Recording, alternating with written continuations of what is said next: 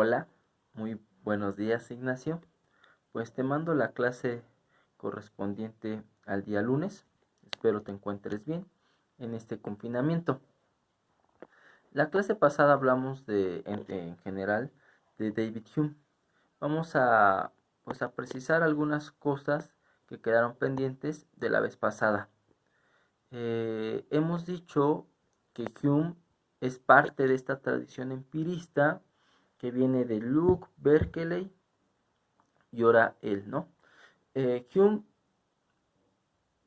piensa que es importante hacer una ciencia del ser humano al estilo como lo hizo Luke, es decir, un conocimiento de cómo es que el hombre conoce. Él dice que es importante conocer al hombre o al ser humano desde la experiencia y la introspección, que es la única manera que podemos acceder a ese mundo interior del entendimiento y de la razón. Esto lo dice con la finalidad de crear algo parecido de lo que hizo Newton con la ciencia física o la ciencia natural. Es decir, de explicaciones, de determinar los movimientos de los astros, etcétera, del cosmos en general, se dio un paso más profundo que fue el de encontrar las leyes que rigen esos movimientos. Muy bien, entonces Isaac Newton juega un papel muy importante en esa época, no solo para Hume, sino también lo vamos a ver más adelante para Kant. Y entonces vemos que Hume le da una importancia a este trabajo de Newton, pero aplicado al ser humano. ¿Por qué? Porque esto nos va a llevar a fundamentar toda la realidad. O sea, en concreto, todo se explica desde el hombre, o el hombre es un buen fundamento para explicar todo. Eh, si hablamos de política, pues hay que estudiar al hombre en sus relaciones. Si vamos a hablar de física o de la ciencia natural del cosmos, pues es cómo el hombre entiende y comprende el mundo. Todo se reduce al hombre. Si vamos a hablar de los actos morales, pues bueno, ahí entraría la filosofía, etcétera. Dice, todo tiene que ver con el hombre y sería bueno que estudiemos las características del hombre desde la introspección y la experiencia, no más. Y entonces, como vimos la clase pasada, Hume divide, en cuanto epistemólogo, divide el conocimiento en dos partes, en impresiones y en ideas. Una impresión es un contacto directo sensorial con los objetos, y esa es una impresión, ¿no? Por ejemplo, al ver el plumón, veo el negro, veo el verde, eso es una impresión. Es decir, tengo presente al plumón, lo tengo presente en estos momentos y esa es una impresión. Cuando yo quito el plumón y lo estoy visualizando mentalmente, como en tu caso, yo todavía lo tengo enfrente, pero ya no está presente, eso va a ser una idea. Bueno, pues esa impresión se llama impresión simple y esa idea que tú tienes ahorita del plumón es una idea simple. Es decir, a cada idea le corresponde una impresión. A cada idea puede haber una excepción. Dice, mira, puedo mostrarte tonalidades de azul, ¿vale?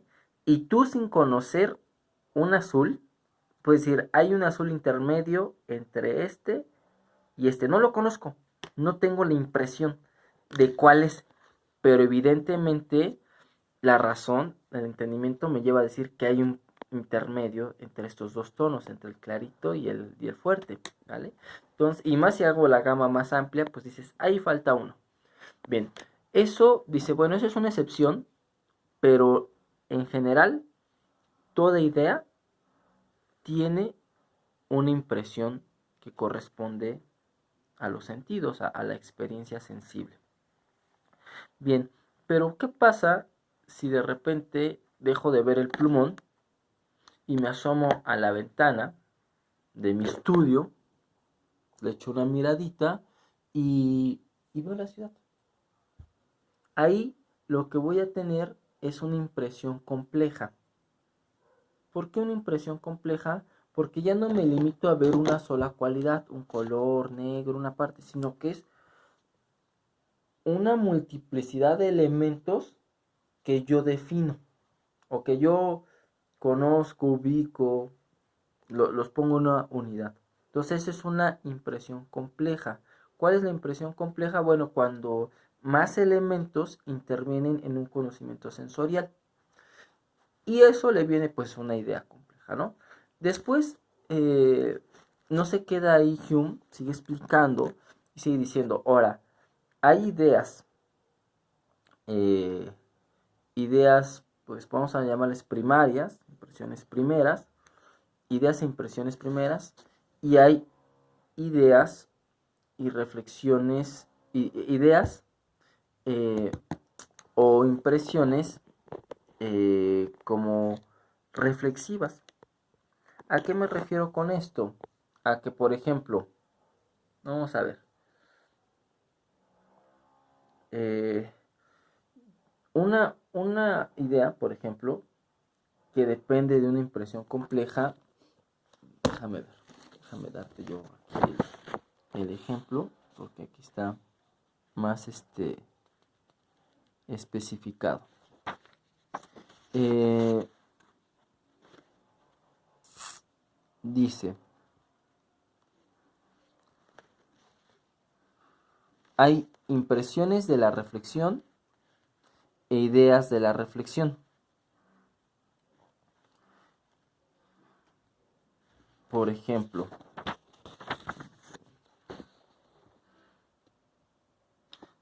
estas ideas de reflexión se llaman también ideas secundarias o que dependen de una idea primaria. Y el ejemplo es el siguiente, ya ahora sí ya lo tengo. Yo tengo la impresión simple del frío, ¿vale? Y correspondientemente la idea del frío. O sea, ya no hay frío, pero tengo ahorita la idea del frío, hace frío. Pero resulta que cuando hace frío, eso a mí me molesta, me da enojo, me pone incómodo, ¿vale? Entonces, a mi idea de frío le agrego una segunda idea, es decir, que no me gusta el frío. Esa, esa idea es una idea secundaria o una idea de reflexión. Y aquí lo importante es lo que nos quiere decir Hume. Hume nos quiere decir, mira, aparte de las ideas simples o complejas que son directas o vienen de impresiones directas, vienen una segunda categoría de ideas que derivan de estas ideas directas. Por ejemplo, si el frío me causa dolor, cuando piense en frío voy a pensar en dolor, ¿vale? Pero no tengo la impresión del dolor, sino que vino ya como consecuencia, es una copia de una impresión. Y ya, hasta aquí pues con las ideas y las impresiones. Lo que también nos quiere decir con esta teoría David Hume es que hay algunas palabras, algunas nociones que no vienen de ninguna impresión. Por ejemplo, la idea de substancia. Eso no es posible porque yo no tengo la impresión de una sustancia.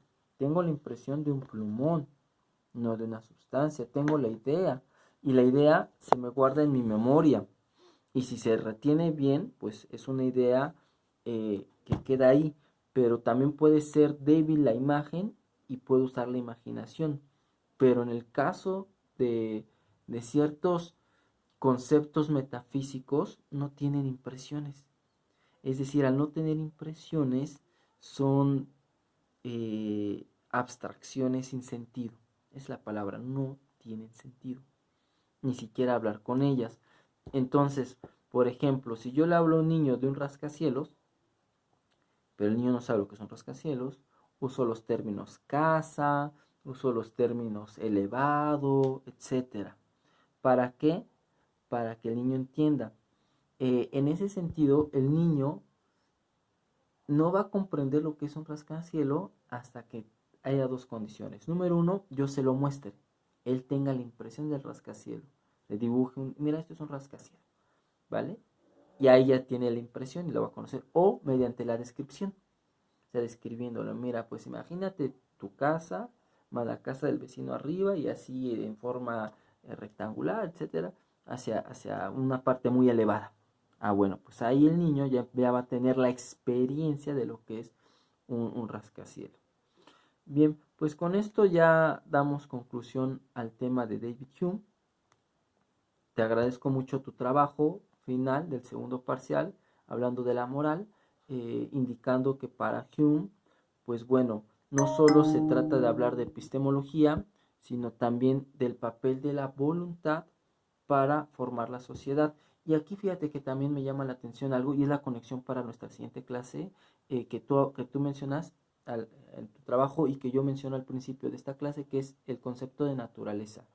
En la época de Hume, en el siglo XVIII y también en el siglo XIX, toda esa época están convencidos de que existe la naturaleza humana, es decir, propio del ser humano, algo propio del ser humano que nos ayuda a comprender al hombre. Y te voy a decir por qué es importante esto.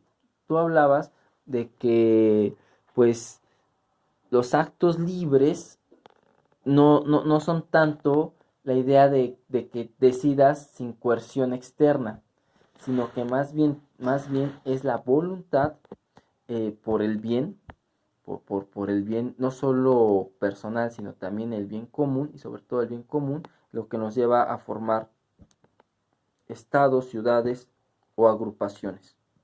Entonces, para Hume es importante el tema de la libertad, de la voluntad y de cierta tendencia a querer el bien comunitario, no el bien personal.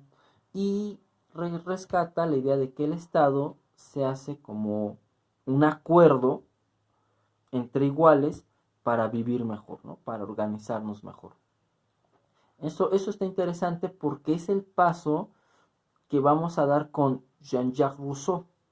Jean-Jacques Rousseau también habla de la voluntad, de la libertad y de la naturaleza humana.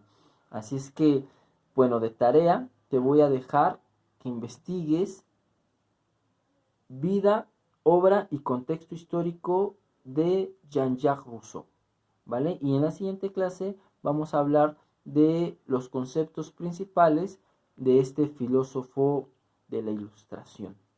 Muchas gracias y que tengas bonito día. Cuídate mucho, Nacho.